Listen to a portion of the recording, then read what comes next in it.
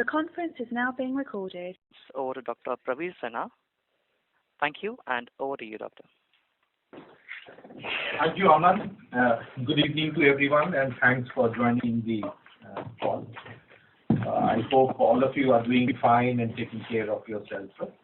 I am joined today in the call by my colleagues, Sanjeev Churiwala, CFO, Anand Agrawal, Financial Controller, Mr. Kasturi, and Mr. Rahul Shah from the Investor Relations, and some other colleagues from the Finance Department.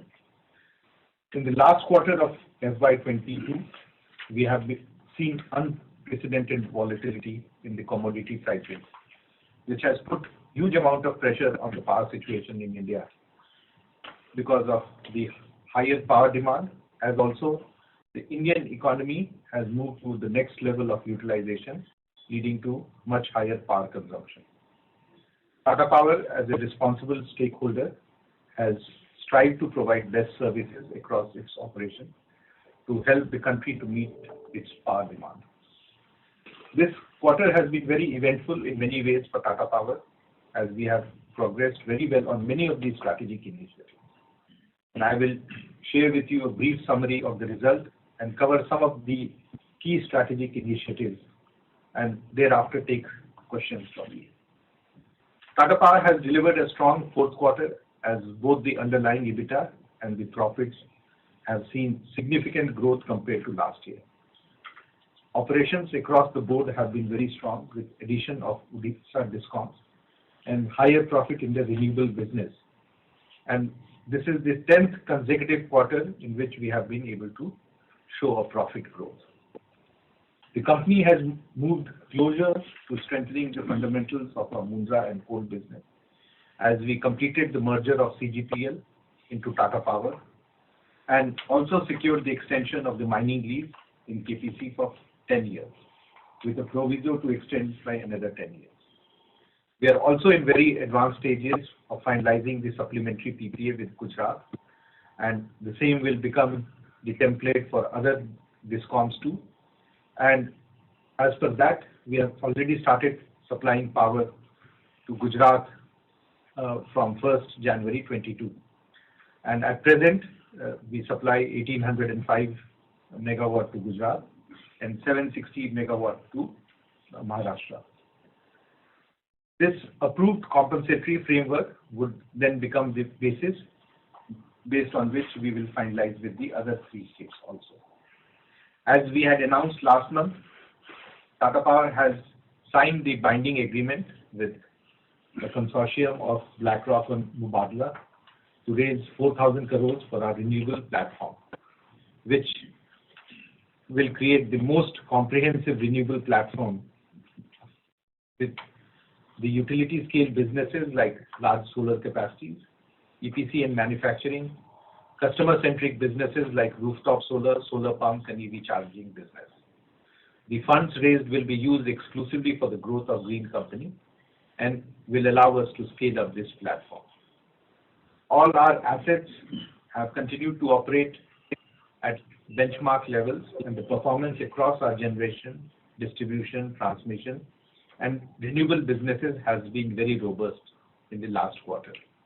The coal mine operations were, however, impacted in the last quarter due to certain local issues, which was relating to the supply of coal to the local plants in Indonesia, as also was impacted because of heavy rains in Indonesia during the period January to March. Our two EPC businesses, Tata Projects and Tata Power Solar, also saw a lot of pressure from high commodity prices. As a result, the profitability of existing projects were hit, and the appropriate provisions have been made in this quarter, especially for Tata Projects. Despite these commodity pressures and low profits in coal companies, we delivered 16% year-on-year growth in revenue this quarter from 10,379 crores in Q4FY21 to 12,085 crores. Similarly, the reported EBITDA rose by more than 35% to 2,253 crores, and PAT before exceptional items saw a huge growth of 76% from 440 crores to 775 crores.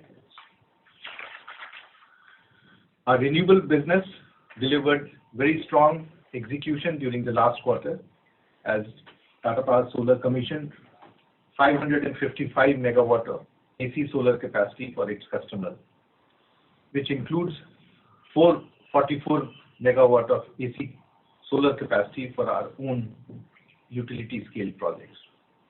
The EPC business continues its number one position, securing a single largest contract of 1 gigawatt worth 5,500 crores pursuant to the LOA which has been issued by SJVN under the CPSU scheme.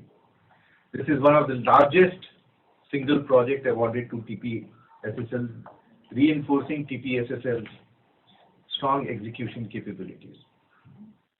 With this win, the company has 1.5 gigawatt of own projects and 3 gigawatt of total large-scale EPC contracts to execute, which will be targeted for completion in next 12 to 18 months.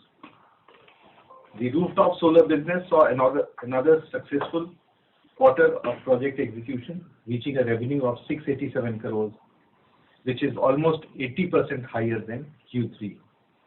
We also saw 172 megawatt of new orders won in this quarter for rooftop projects, helping the order book to grow to a level of 516 crores. Our marketing outreach and setting up of the centralized and dedicated loan processing branch through SBI's Surya Shakti cell is providing push to retail offtake of rooftop, and we are excited with the opportunities for Tata Power in this field. The solar pump business also has seen a good offtake as the orders pursuant to the ESL empanelment has now started converting with almost rupees 250 crores of orders booked in Q4. With strong execution, revenue increased to rupees 243 crores last quarter compared to only 86 crores in Q3. With the launch of Tata Power branded solar pumps and our existing strong presence in the states, we expect that our pump business is well geared to capitalize on the ESL tender. We have also started opening up for direct retail segment with more than 150 pump orders already received in this quarter. Coming to our integrated Mundra and coal portfolio, as I mentioned earlier, we saw two significant events getting completed. The first one was the merger of CGPL into Tata Power, and the second is the extension of KPC's mining lease. The merger of CGPL into Tata Power helps us to streamline the operation and have a more efficient utilization of capital across the various businesses in the standalone entity besides other financial synergies.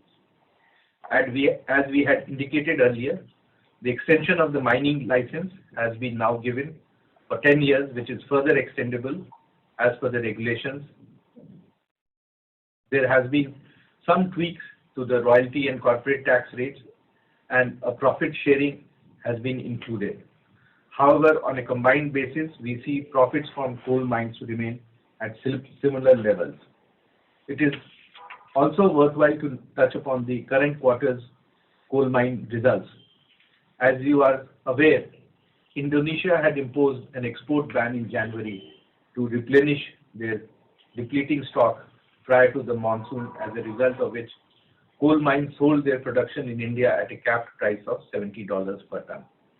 However, this local sales will be counted towards the DMO obligations for the full year, and February and March operations were also hit by rains, which are common during this time of the year in Indonesia. As a result of these two events, we have seen reduced profits from coal mines, but we expect that this will be recovered in the subsequent quarters as the coal prices continue to remain at very elevated levels. With continued high coal prices, we operated only one unit for most of the last quarter in Mundra.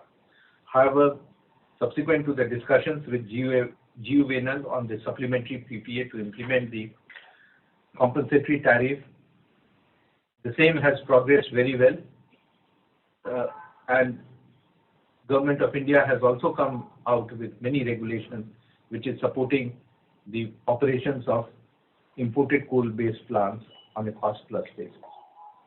GUVNL has requested us to continue supply of power under this arrangement since 1st January 2022. As a result, we have accounted for supply of power to GUVNL under this supplementary arrangement. We expect to conclude the negotiations shortly, post which similar framework will be used with other procurer states. The focused operations across the 4 Odisha DISCOMs is leading to continuous improvements as various technical, commercial and customer-related initiatives have helped the DISCOMs to reduce the technical losses. We had experienced receivables going up in early part of FY22 due to COVID second wave and then the third wave. However, in the last 2 quarters, we have been able to collect a significant portion of the past dues in all the 4 DISCOMs. In addition, these DISCOMs, through their efforts, have been able to recover the past payment of nearly 470 crores of area before the takeover in FY22. As a result of various such initiatives, which has given us the incentives also, we have registered a profit of 109 crore in Q4 from all these 4 DISCOMs put together. On a full year basis, we have delivered 28% growth in our consolidated revenue from 33,239 crores last year to 42,576 crores in FY22, and PAT before exceptional items increased by 61% from 1,424 crores to 2,298 crores in FY22. Moving to the balance sheets, we have been able to maintain the net debt similar to the Q3 levels at around 39,700 crores, while undertaking capex of almost 2,700 crores during this quarter.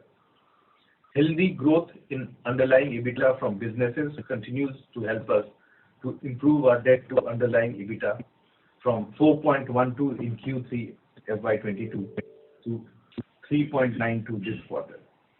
Our net debt to equity stands at a healthy 1.53 compared to 1.58 in the previous quarter. Improvements in domestic as well as international credit ratings will further assist us in optimizing our interest costs. As mentioned earlier, we expect to receive the first tranche of rupees 2,000 crores through our renewable business platform in June.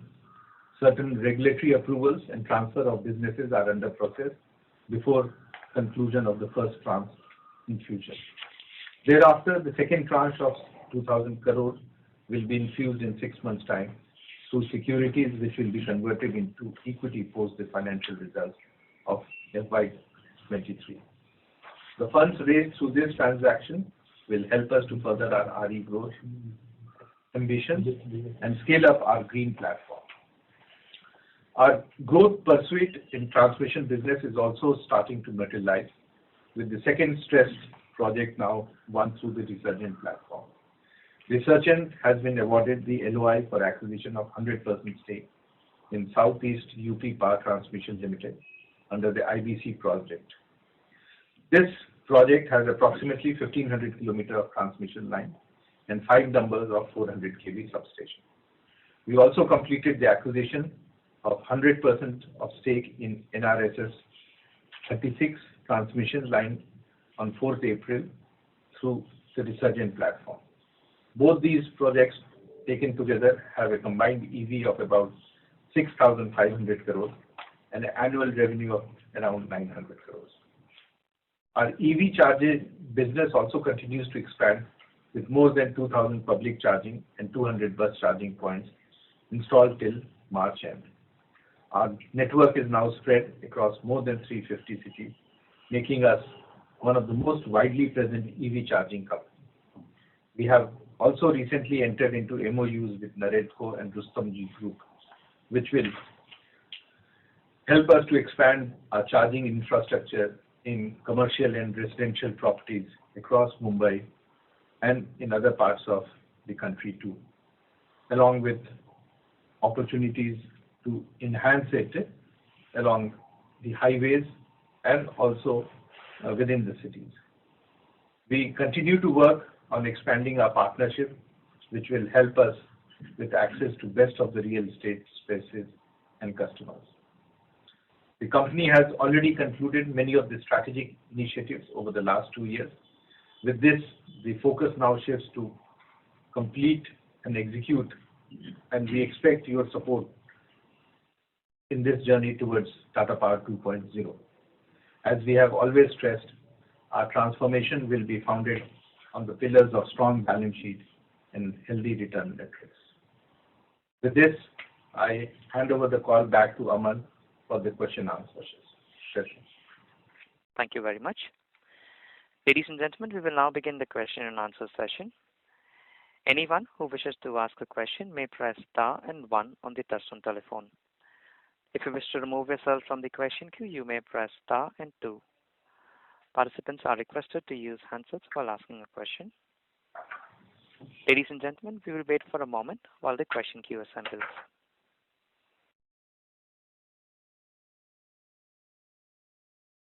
First question is on the line of Swarnim Maheshwari from Edelweiss. Please go ahead. Hi, sir. Good evening, and thanks for the opportunity. So a couple of questions. First, you have been in discussions with GVNL for Mundra tariff hike and everything. But like just today, the Section 11 was invoked, where it has been ordered to restart the imported plant at full capacity. So, how do we understand this? What are the implications for this order for us? Swarnim, we are already operating 4 units, and we are supplying to Gujarat 1805 megawatts and to Maharashtra 760. So, whether the Section 11 order comes or not, we have been supplying to them. The order of government says that whatever is the coal cost pass-through, you have to be given with certain returns, or you can mutually negotiate and finalize. We are at the present stage mutually negotiating with them and finalizing an arrangement which is acceptable to both the parties, and we hope to conclude this in next maybe 2 weeks' time. Okay, because sir, in the Q4 results, we were operating at 25% PLF at Mundra. So, just wanted to understand, have we actually increased this PLF in Q1 FY23? Yeah, absolutely. I mentioned to you that we are now operating. We were initially operating 3 units from 1st of April, and sometime back we started the 4th unit. So right now 4 units are there. So we will definitely be having much higher PLF going forward. All right. Sir, my second question is on TPSL.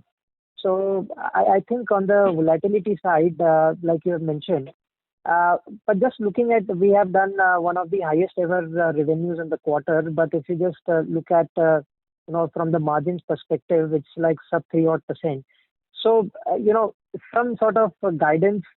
I mean, when this is likely to stabilize, not even talking when do we expect, 7-8% margins, but some sort of semblance on the margin side will be really helpful. So, as we had shared earlier, that last year was an unprecedented year. One was, of course, the COVID, and the second is the war between Ukraine and Russia. And that has a huge impact on the commodity prices. And this was not something which was anticipated.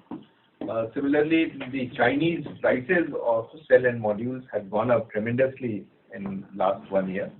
To take care of that, we have now started getting contract manufacturing done in India. So we will bring the cell from China, which has a lower customs duty compared to the modules, get them made over here into modules, and we will be using. So to that extent, our margins will improve a lot because of this arrangement. So today we are very well positioned to take care of our future margins, because whatever cost increases which have taken place, those have now been incorporated in our new bids, And all our new bids, which we have recently won or which we are executing, will have much better margins, because whatever were the anticipated losses in the existing projects also, we have considered it in the last quarter. So going forward, I do expect that there will be much better margin in all our EPC projects that we do through Tata Power Solar. All right, sir. Got it. Thank you so much. I'll get back in the queue, sir. Thank you. Thank you. The next question is from the line of Atul Tiwari from Citigroup. Please go ahead. Yes, sir. Thanks a lot for the opportunity. Just trying to understand the Mundra supplementary PPA in a bit of detail. So in fourth quarter, the fuel cost under recovery was about 1 rupee. So should we assume that once all the PPAs, supplementary PPAs are signed, etc., we should look at like 1 rupee kind of under recovery, or is it likely to reduce? How? Can you throw some light on this? Yeah, see, as I mentioned to you, we are still finalizing. So we had only done a provisional booking as far as the Mundra losses were there in terms of under recovery in this last quarter. Once we are able to finalize it and get clarity on it, they will be much better and much lower under recovery that we expect. And as you are aware that this has been under discussion, and now Government of India also has come that there should be a pass-through and there should not be too much of under recovery. So we hope that going forward we'll be in a much better condition. Okay, and so what is the tenure of these supplementary PPAs? I mean, how long we are talking about? Is it for rest of the life of the plant, or does it terminate somewhere in middle? So, see, we already have a PPA. This is the interim arrangement that is being made because of the high cost of coal. So, we will have to wait and see that till what time the cost of coal remains high. And till such time the cost of coal remains high and does not come to the pre-COVID level, this arrangement will continue. Okay, thank you.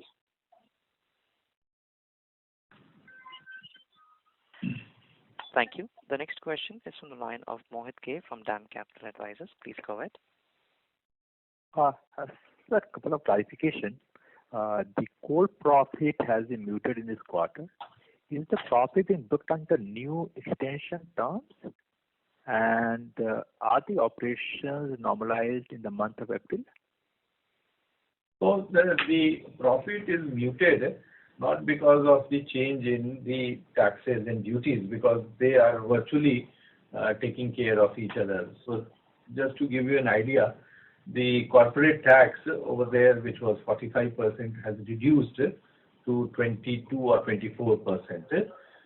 But the royalty, which was something like 13.5, has gone up to 24%, 27%.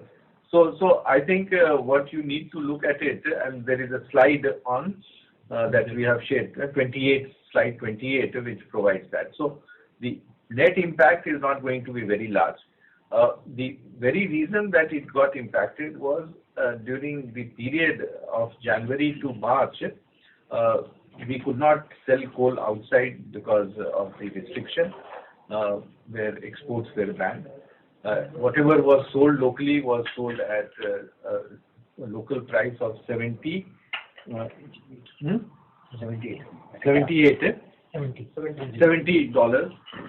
while the market was much higher at that time. Thirdly, during that period, in most of the months, we were mining less than 4 million ton. In fact, it was around 3.4, 3.5, where normally we used to mine 5 million ton because of very heavy rain and flooding of the coal mines. So now that the monsoon is over, we expect that in future months there will be a catch-up.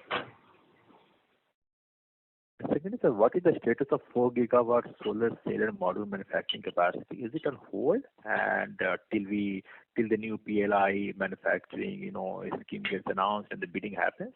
Is that the right understanding? It is not at all on hold. The work is going on. We are in the process of now placing the orders for the main equipment. The engineering work has been carried out. Site-related work will start sometime in June.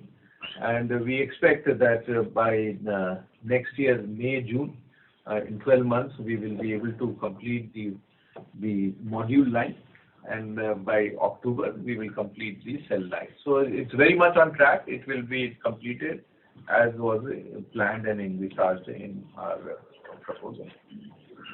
Have you heard anything on the PLI scheme, sir? Because I guess this... Yeah, PLI scheme is a parallel activity which is going on.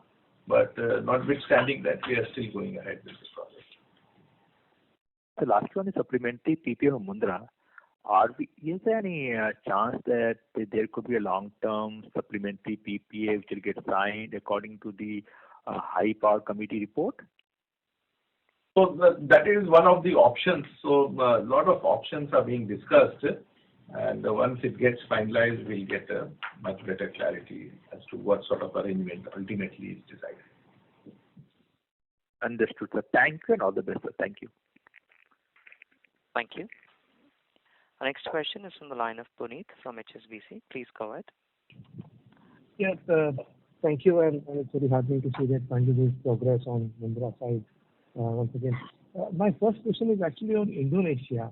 So, on a normalized basis, what kind of gap should we see from the HBA price to your FOB price? There is no gap. HBA price is HBA price. That is the price at which you buy coal. So there is no gap between that. So Indonesia part, right? For example, you talk about 183.5 as HBA price, but the revenue derived is 98, which is to some extent, you said, is impacted by domestic obligation as well. But if that were not to be the case, so what kind of FOB revenue on a per ton basis can you realize?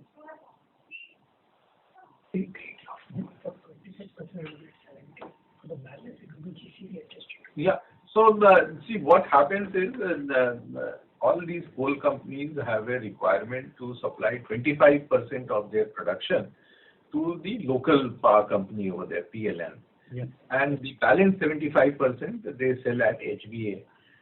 In some cases, they sell at HBA plus, especially very high CV coals, they sell at HBA plus. But nothing can be sold lower than HBA. So, and this is linked to the GCV. So HBA is linked to a GCV of 6322. Depending upon the quality of coal, the GCV, the HBA or the sale price gets indexed to that on pro rata basis. Understood. And the Q4 numbers reflect the new royalty taxation norms, etc., right? Yeah. Okay. The second question is, on the renewable business. Now that there is a decent amount of equity infusion, how are you looking at growth in the renewable business? Are you likely to bid more aggressively, take larger bets, or should we largely think of you as similarly prudent way the way you've been operating in the past? Can you come again? I'm saying post the equity infusion, you will have significant amount of equity capital which can be deployed for renewable projects. Would you look to take larger bets on the renewable side, or will the typical bid or renewable development capacity that you intend to add every year would be similar to what you've done in the past? We'll do much bigger. This year we have plans to do nearly 3 gigawatt, and we have shared with you earlier that by 2027 we will become a 20 gigawatt company from our present 5. As of yesterday only, we won the bid of 600 megawatt. This is we had never won a bid of such large capacity, and so we definitely are going big in renewable now that we have got the tie-up of funds. That's great. Lastly, on the Odisha Discom, right, there is a bit of disconnect between the technical losses, actual AT&C losses, and the target AT&C losses. Is it fair to say that the reported accounts are not capturing the full AT&C losses. They are capturing only the technical part of it. So they also capture the AT&C losses. And what we need to see is that our actual losses, what we have got this year is much better than what we had internally as a company decided to do. So our performance has been very good compared to our own internal targets. And it has, of course, been much better than what it was when we took over. And the loss trajectory that we have given to the regulator, it is better than that also. So I think we have done quite well in our visa discoms in terms of reducing our losses. And you don't foresee any collection issues? No, there are collection issues, but we have been able to do very good collection during the last quarter. Okay. Okay, that's all from me. Thank you so much and all the best. Thank you. Thank you. The next question is from the line of Shubhadeep Mitra from JM Financial. Please go ahead. Good evening and thank you for taking my questions. So 2-3 questions from my side. Firstly, on the Indonesian front, there has been some news flow about chances of DMO going up. So is there any visibility on your part in terms of whether DMO is going to get further restricted? I'm not aware of any DMO going up. So whatever is the official information is that 25% continues to be there. Of course, they will enforce that. Earlier, they were not enforcing it, and many of the coal companies were not supplying their obligation. But I don't think they have any plans to increase the DMO obligation. Okay, understood. Secondly, on the UMPP numbers that are reported for the fourth quarter, so while the losses have gone up, am I to understand that these have been accounted without any pass-through of coal, unlike what we had seen till 31st of December where there was some pass-through of coal? Yeah, absolutely. So we are still working out an arrangement. So this was that arrangement has not been accounted for in this. Okay, so the entire loss has been booked in your fourth quarter. Understood. So with regard to the supplementary PPA that you are negotiating as of now, would this be on the contours of the High Power Committee recommendation where we were looking at fixing the UMPP loss to a particular number and after adjusting for the share of profits and coal? Yeah, so that is one of the arrangements that is being discussed, but still not finalized. So this is work in progress, and once it gets finalized, we'll share the details. Okay. Lastly, with regard to the Orissa numbers that have been reported, I see in your PPT you've mentioned that I think close to 500 crores of arrears have been collected and booked in FY22. So do the profit numbers include the arrears which have been booked in as revenue? And if so, excluding these arrears, what would be the reported PAT numbers if that's available? So what happens is it does not get added to the revenue, but it gets added to the PAT. So whatever we collect, which are before when we took over, we get 10% in the 3 discoms, and in the south we get 20% of whatever we collect as an incentive payment. So that has been accounted for. Okay. So then I would request the IR team to kind of help us with the break-off of these arrears so that we can understand what the adjusted PAT number would look like. It's there. I think I'll tell you that it is on slide 13. You can see there. Okay, perfect. That's it from my side. Thank you so much. Thank you.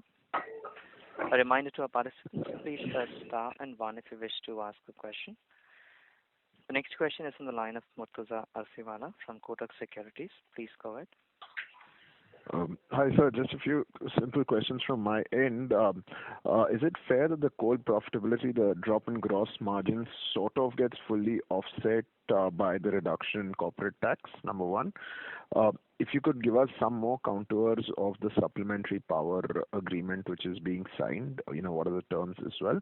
And the third is on the Mundra merger. By when should we see the impact of it on the financials and the taxation, given that it's effective 1st April? So what else needs to be done before we start seeing that in the numbers?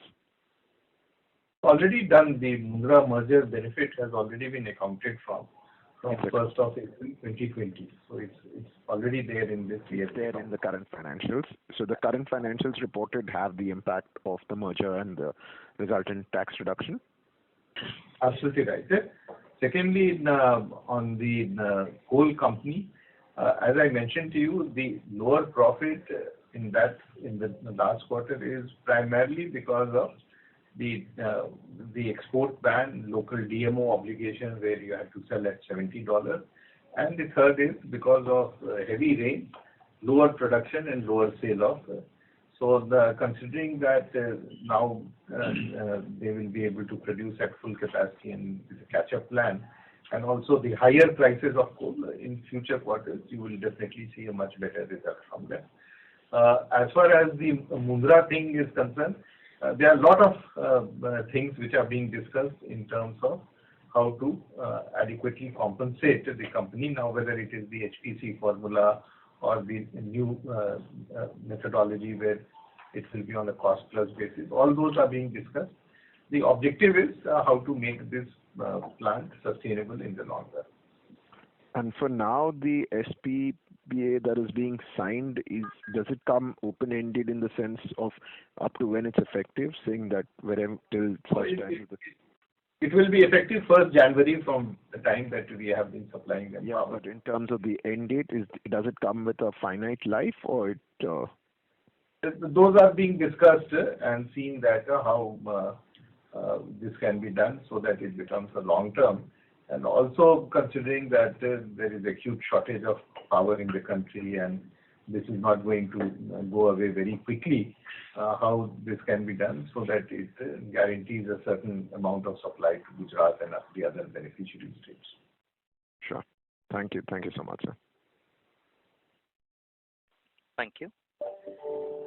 Anyone who wish to ask a question at this time, they may please press star and 1. The next question is in the line of Anupam Goswami from B&K Securities. Please go ahead. Good evening, sir. So my first question on the SPPA. You mentioned about the SPPA being valid for till the coal cost remaining high. So at what threshold price of coal cost are we thinking that that level of high will justify? And my second question is on the PLI benefit of the module and 4 gigawatts that we are extending. So what is the PLI benefit in that? So the PLI benefit will depend on what is the new policy of PLI comes. So the earlier one we had applied and there was a wait list, but I think ministry is now working on a new arrangement. So we need to see that and then we'll be able to get an idea as to what sort of benefit will come. Secondly, the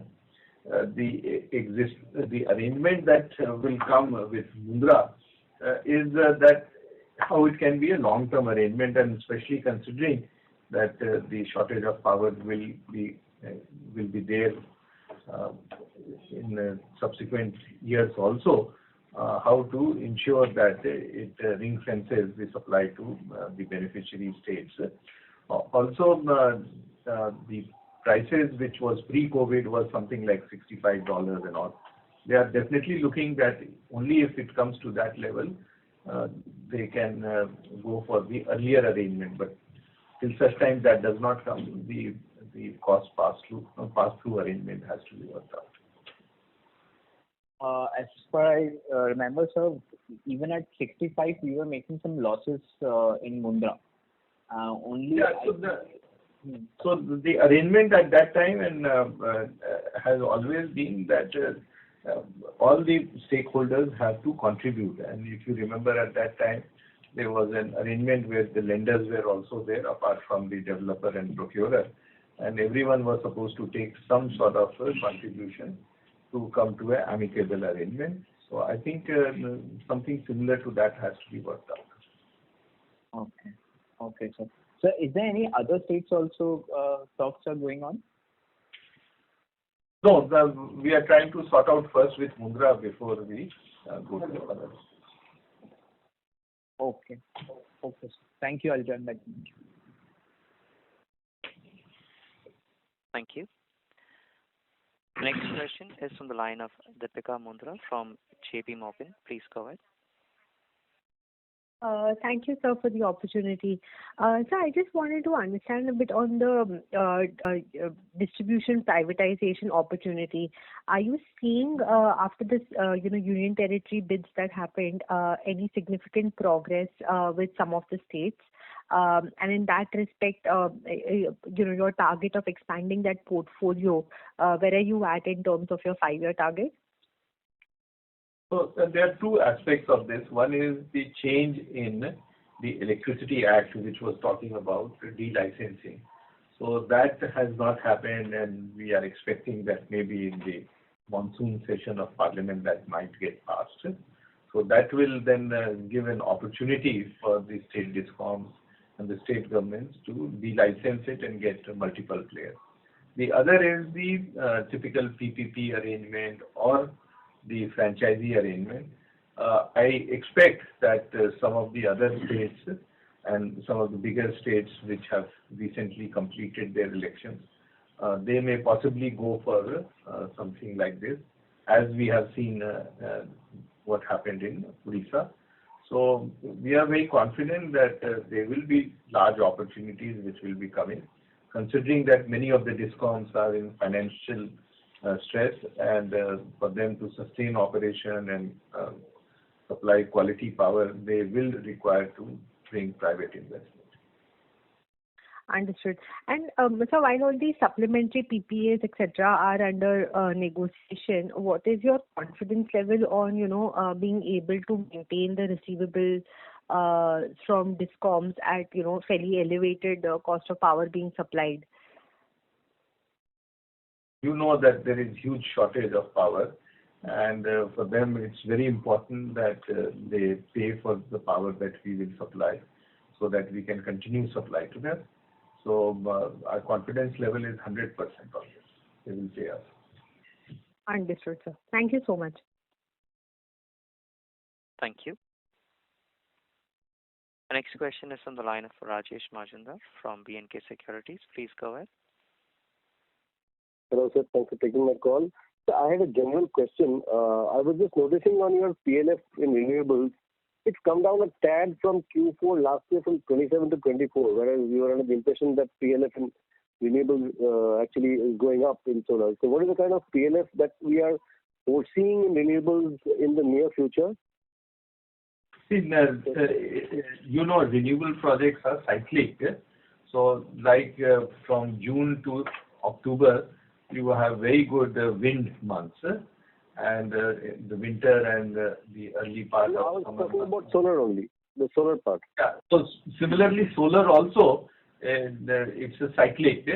So starting from March till June, you have very good solar, and then during some of the winter months, you don't have that good solar intensity. So I think one needs to look at it from the perspective of what sort of solar intensity are there.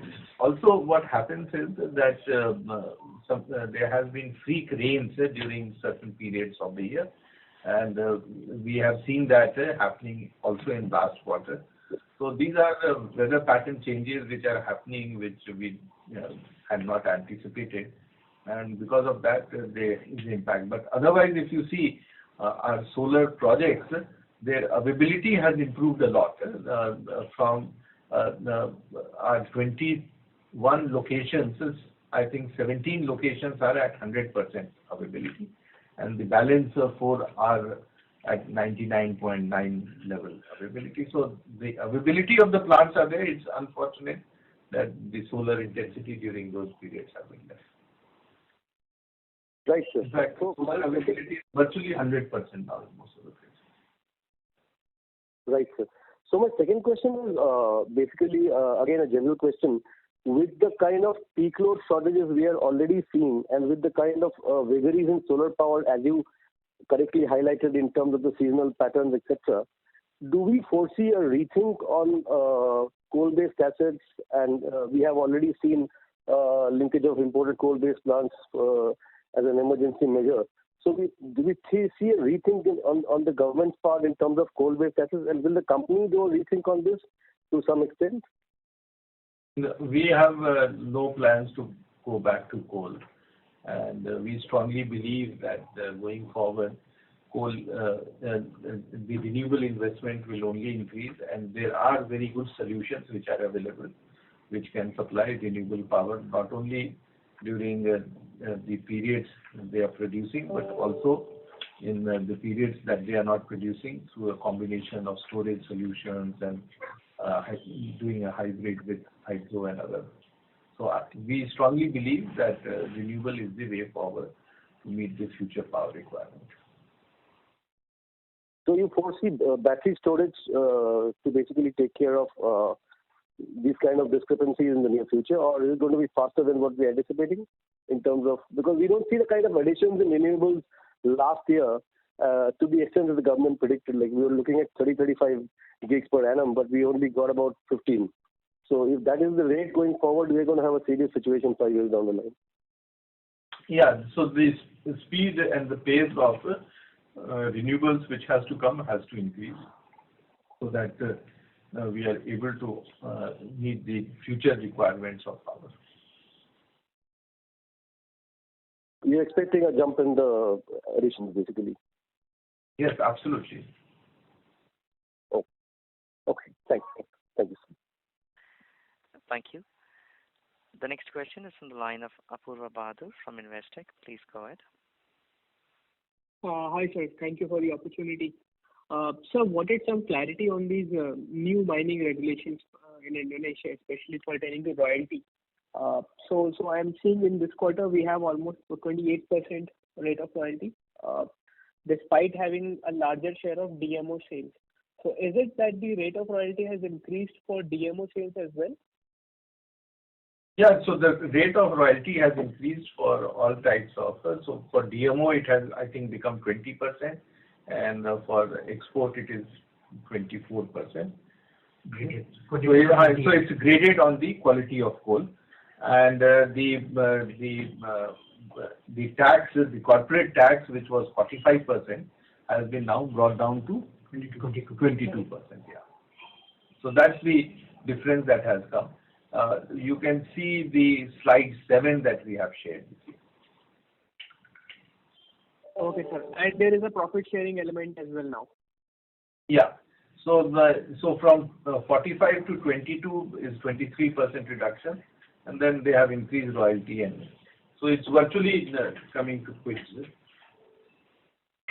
Okay, so net it's almost similar. Yeah. And sir, on the Mundra supplemental PPA, will it entail some profit sharing from coal business as well? Those details are being worked out to see that how it becomes fair and equitable for all the stakeholders. Right. Fair enough, sir. Thank you so much. I'll get back in the queue. Thank you. The next question is from the line of Gopal Nawandhar from SBI Life Insurance. Please go ahead. Yeah, am I audible? Yes, you are. Please go Yeah, ahead. Gopal, go ahead. Thanks a lot. Sir, can you just help us understand on what basis we have done accounting for Mundra?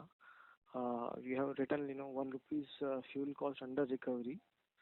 So, and in the comment section, we have written, fixed cost under recovery and some sharing of profit. So, can you just explain what exactly we have accounted in the Mundra?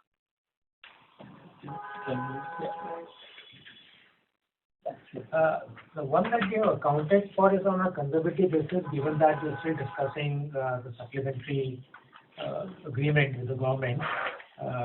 While the understanding is that the coal would be a complete pass-through, But given that there are various elements which are still under discussion, the number that you see on the under recovery of 1 rupee actually could be a much lower amount as when we progress on the discussions. But we have done accounting on a very conservative basis. So basically, is it right to assume that in any given situation or the options which we are discussing, the losses or under recovery will not be more than what we have accounted for? Yeah, that's the expectation. It should be lower. Yeah. Thanks a lot. And the second question is on this margins for solar EPC business and Tata projects. So there has been volatile and sometime 10%, sometime 4-5%. So what should be the steady state margin for the next year, given the current order book and the kind of prices which we have built in and the current commodity prices? No, I think we have a very steady order book, and very recently we also won 1 gigawatt of bed, which is in Karnataka for the SECI, and it's almost 5,500 crores with a good PAT margins. So we are kind of very comfortable that next year we should be able to start recovering on the PAT margins. As Dr. Sinha in his opening comment had mentioned that we have seen a very volatile commodity prices, and of course the cell and the module prices were very high. And to that extent, for some of the projects we have done that work on the cost to reflect the true profitability. And that's why you see the Q4 the margins being lower. But we are very confident the next year with very healthy projects in the pipelines, plus the contract manufacturing that we're looking at, where we kind of only importing cells and doing the modules here locally, should be able to help us get back on track gradually. 7-8% margin should be a reasonable estimate for next year. No, sorry, you were talking about the EPC, right? You were talking about EPC only. EPC and Tata projects I was talking about, because Tata projects also in between. Tata projects, we kind of do a one-line accounting. Yeah, that I understand. Yeah, and basically Tata projects also as an EPC had gone through a similar rough patch this year, and to that extent they've also booked losses similar to what we have done in our EPC businesses. But hopefully they're kind of recovering well, and they do also have a very healthy pipeline of projects going forward. Right.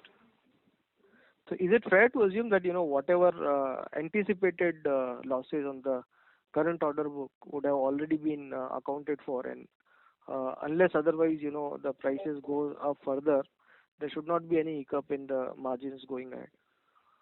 So the market is very volatile, but we do plan with what we said in terms of being contract manufacturing and in terms of having a very healthy project pipeline with good margins. Hopefully we should be able to sell through. Sure, sir. And sir, lastly, that recently there was an order in AP about payment of receivables and all. So can you share any update? What is the kind of receivables we have with the AP government on that disputed PPAs, and what is the status? Are we getting the payment on time now?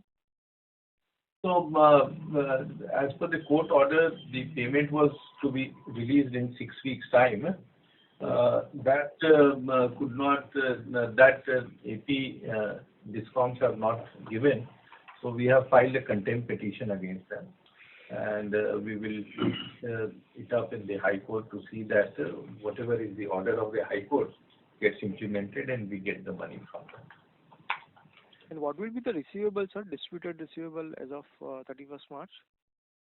I think it's about 400 odd crores. 400, okay. And sir, in terms of our debt, what is the breakup between NCDs and term loan? We can provide you separately, but we do have a proper mix of long-term and short-term in order to deliver a very optimum finance cost. But we can share with you separately. Okay, sure, no problem. Thanks a lot. Thank you. We'll take the last question from the line of Shubhadeep Mitra from JM Financial. Please go ahead. Thank you for giving me an opportunity once again.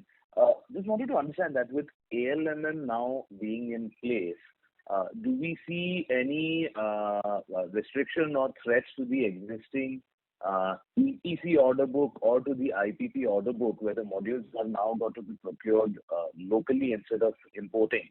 And how do you see that panning out? So we have tied up all our requirements based on the ALM requirements. So we don't see any challenges, and whatever was required to be done before 31st March, we have done.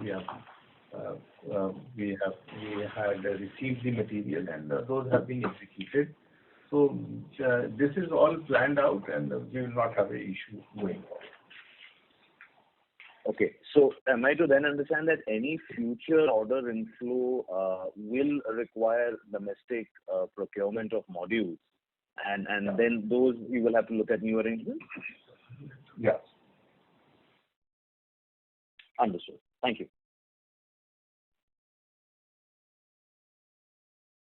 Thank you. Ladies and gentlemen, that would be our last question for today. I now hand the conference over to Dr. Sinha for closing comments. Thank you, and over to you.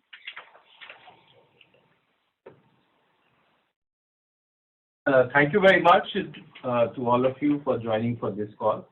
And if you have any other queries, our investor relation team will be happy to connect with you and take it forward. Thank you. Thank you very much, and take care. Thank you. Bye-bye. Thank you very much. Ladies and gentlemen, on behalf of Tata Power, that concludes this conference. Thank you all for joining us, and you may now disconnect your lines. Thank you.